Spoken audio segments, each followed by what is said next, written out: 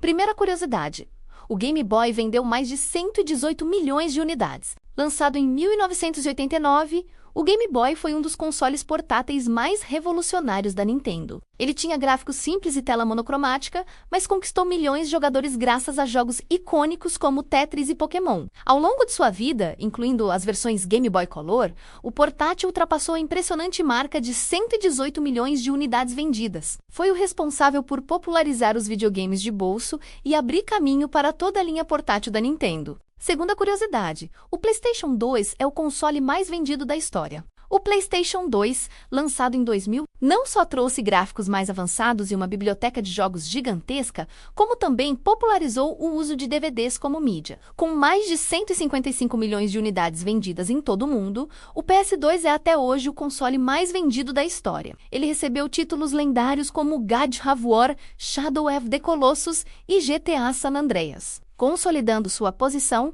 como um marco definitivo na indústria dos games. Terceira curiosidade: o Xbox original foi o primeiro console com HD interno. Em 2001, a Microsoft entrou no mercado de consoles com o primeiro Xbox. Uma das inovações mais marcantes do aparelho foi incluir um HD interno, algo inédito até então. Isso permitia salvar jogos, armazenar músicas e reduzir a dependência de memory cards. Essa tecnologia abriu caminho para os consoles modernos, que hoje dependem fortemente de armazenamento interno para jogos cada vez maiores. Quarta curiosidade: o Nintendo Switch ultrapassou o Wii U em menos de 2 anos. O Wii U foi considerado um fracasso comercial, vendendo pouco mais de 13 milhões de unidades. Mas quando a Nintendo lançou o Switch em 2017, a história mudou completamente. Em menos de 2 anos, o Switch já havia ultrapassado as vendas totais do Wii U, mostrando que a aposta em um console híbrido que funciona tanto na TV quanto como portátil foi um enorme acerto. Hoje o Switch é um dos consoles mais vendidos